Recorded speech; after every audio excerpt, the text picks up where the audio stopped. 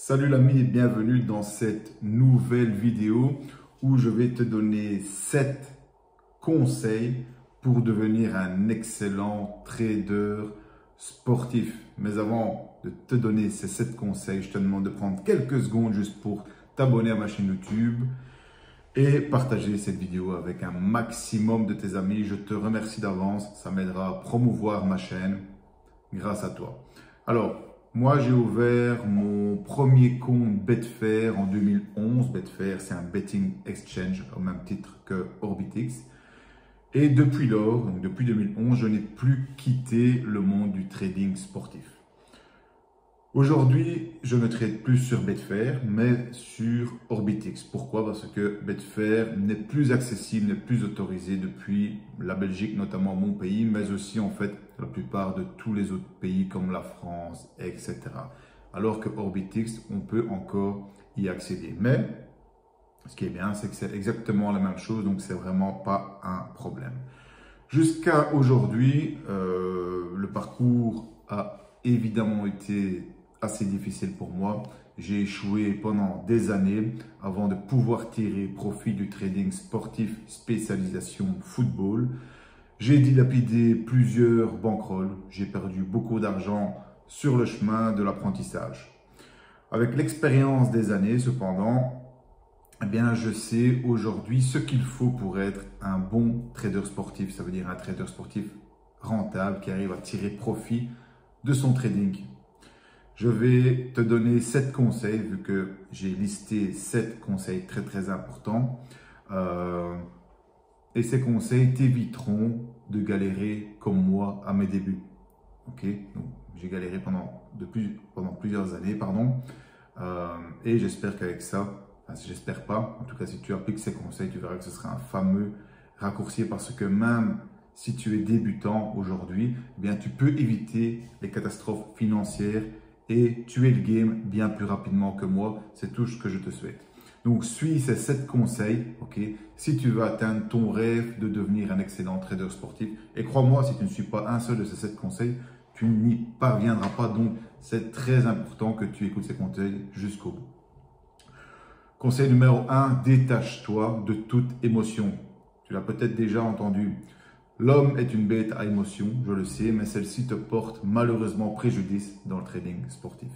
Que ce soit au moment de prendre tes décisions ou lors du déroulement du match, tu dois minimiser tes émotions. Donc tes décisions doivent s'appuyer sur des chiffres uniquement. Tout ce qui est instinct, feeling et tout ce bullshit ne te feront jamais réussir dans le monde du trading sportif. Et c'est la même chose quand tu as passé une journée gagnante ou une journée perdante. Ni euphorie, ni déprime. Tu dois vivre ces journées de manière neutre. C'est très important. Sinon, tes futures décisions seront impactées négativement et encore pire, tes proches, ton entourage subiront tes humeurs en dents de scie. Donc très néfaste. Petit conseil que je te donne pour ce point-là, c'est d'apprendre à gérer tes émotions avec des petites mises pour commencer. Ok, gère tes émotions avec tes petites mises et ensuite tu apprendras à gérer tes émotions en augmentant tes mises. Si tu commences directement avec des grandes mises, tu auras de grandes émotions qui vont te dépasser. Donc commence avec des petites mises. Deuxième conseil, sois patient. Donc la patience, tu vois ici c'est tout est mental jusqu'à présent. Sois patient. Donc, désolé de te refroidir ou de te décevoir ici, mais tu ne seras pas rentable dès le premier jour en tant que trader sportif. Que c'est une discipline qui demande du temps à maîtriser. Tu vas faire des erreurs et tu vas devoir te former. Okay? Donc, donne-toi du temps pour apprendre. Ne te précipite pas car tu en paieras le prix et tu le paieras très cher. Donc, personne ne devient riche du jour au lendemain. Retiens bien ça. Malgré ce que veulent te faire croire les réseaux sociaux aujourd'hui.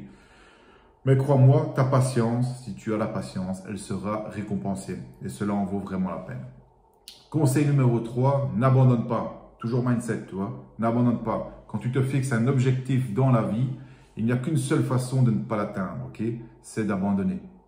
Celui qui n'abandonne pas finit toujours par atteindre son objectif ou ses objectifs. C'est la philosophie qui m'a permis de réussir dans le trading sportif car j'ai eu 1000 raisons d'arrêter en chemin, d'abandonner, mais je ne l'ai pas fait.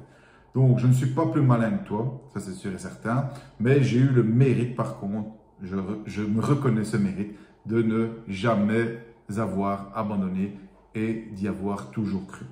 Donc, c'est le conseil le plus important de cette liste que je te donne là. Crois-moi, c'est ce conseil-là. N'abandonne pas, n'abandonne jamais et tu finiras tôt ou tard par atteindre ton objectif, par y arriver. Conseil numéro 4, comprends que tout est une histoire de cote et de probabilité. Là, on n'est plus dans le mindset, on est vraiment dans le rationnel, la compréhension. La plupart des gens ne comprennent pas cela. Et c'est ça le gros problème. Et les bookmakers s'en frottent les mains. Okay?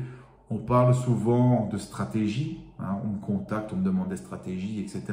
Mais la meilleure stratégie de trading du monde te fera perdre de l'argent si tu n'as pas la cote de ton côté. Et comment savoir si une cote est de ton côté? Eh bien, c'est uniquement en analysant les probabilités et forcément les cotes associées. Donc, petite réflexion que tu peux te faire pour comprendre ce point, c'est à ton avis, les bookmakers, quel type de profil engagent-ils? Est-ce qu'ils engagent des entraîneurs de foot ou des mathématiciens? Tu sais très bien que c'est des mathématiciens, ok?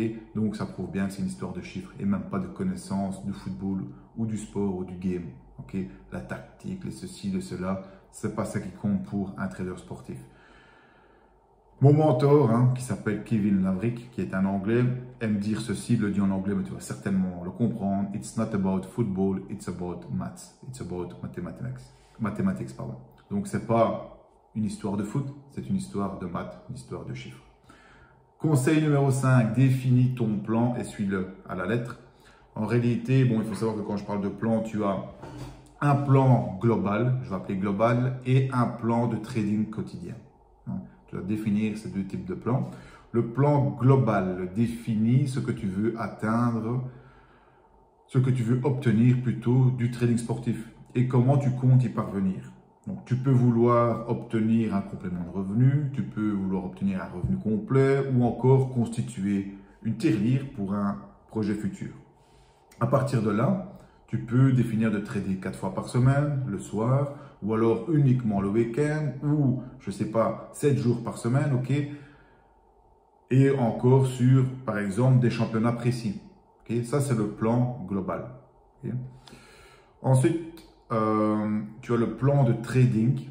C'est le plan qui définit les matchs de la journée que tu as sélectionnés. Okay? Les trades que tu vas tenter de placer sur ce match, la durée de ta séance de trading, etc. Là, c'est un plan concret, pratique, je dirais, au quotidien. Une fois que ton plan de trading est défini, et là c'est important, tu le suis à la lettre. Car sortir de ce que tu as prévu, c'est risquer de rentrer dans des matchs et des trades de mauvaise qualité. Donc, suivre ton plan de trading, en fait, c'est garder le contrôle de ta journée et surtout de ta bankroll. C'est éviter de chasser tes pertes, notamment en rentrant dans d'autres matchs non prévus. N'oublie pas, c'est l'émotion qui te fera sortir de ton plan. Et tu ne dois jamais suivre tes émotions dans ce game, comme je l'ai dit au point numéro 1. Conseil numéro 6, gère prudemment ta bankroll et tes mises. C'est pour moi le point le plus simple de tous ces conseils. Mais je vais être honnête avec toi, ça n'a pas toujours été le cas pour moi. J'ai aussi galéré avec ce point. Ta bankroll, il faut que tu réalises que c'est ton outil de travail. Et si tu perds ton outil de travail, eh bien, tu ne sais plus travailler. Tu ne sais plus trader dans ce cas-ci. Cela signifie que tu dois la protéger au mieux des pertes que tu vas subir. Cela signifie que tes pertes doivent être négligeables par rapport à la grandeur ou à la hauteur de ta bankroll. En d'autres mots, ça veut dire que tu dois miser prudemment et faiblement par rapport à ta bankroll. Tu ne peux pas te permettre de miser 10% de ta bankroll et de perdre 10% sur un seul pari. Ça, c'est inconcevable. C'est de la folie. La perte d'un pari ou d'un trade ne doit jamais affecter ta bankroll. Ok, retiens bien ça pour la gestion du risque, la gestion de ta bankroll. Dernier point, c'est le point numéro 7, c'est entoure-toi d'autres traders sportifs. Il est important de t'entourer de personnes qui ont la même passion et le même objectif que toi.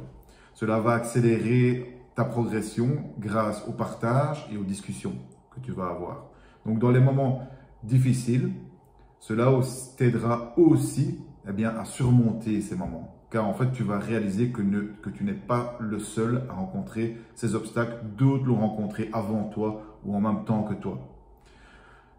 Moi, perso, je suis resté longtemps seul dans mon coin et j'ai pu progresser seul. Ok, mais le problème, c'est que j'ai progressé très lentement. Donc, à refaire, c'est sûr et certain, pour gagner des années, eh bien, je m'entourerai et je me ferai aider dès le départ pour gagner du temps et surtout de l'argent, parce que tu évites de faire certaines erreurs, beaucoup d'erreurs même. Donc, voici pour les 7 conseils. Alors, je sais très bien que tu ne pourras pas appliquer tous ces conseils du jour au lendemain, surtout si c'est la première fois que tu les entends. Mais au moins, là, tu les as déjà entendus une première fois et j'espère franchement que tu en garderas certains en tête. D'ailleurs, je te conseille même, ça c'est la meilleure des choses à faire, c'est d'imprimer ces conseils et de les garder près de toi à chaque fois que tu trades, pas loin de ton ordinateur. Tu les laisses là et tu jettes toujours un œil dessus au moment où tu trades. Au plus tôt tu suis ces conseils et au plus tôt tu atteindras tes objectifs dans le trading sportif. Ça veut dire qu'au plus tôt tu vas gagner de l'argent avec le trading sportif. Maintenant, si toi tu veux t'entourer et progresser très rapidement, eh bien je t'invite à rejoindre mon club privé. Je l'ai créé exactement pour ça. Et dans mon club privé, eh bien on trade des matchs en live chaque semaine. Donc je partage tous mes trades en live avec les membres de mon club privé. C'est la meilleure façon de progresser par la pratique chaque semaine. Je te remercie d'avoir écouté, regardé cette vidéo. Je te demande une dernière fois de partager cette vidéo avec tes amis et d'aimer cette vidéo. Ça m'encouragera à faire d'autres vidéos de qualité. Merci et à bientôt.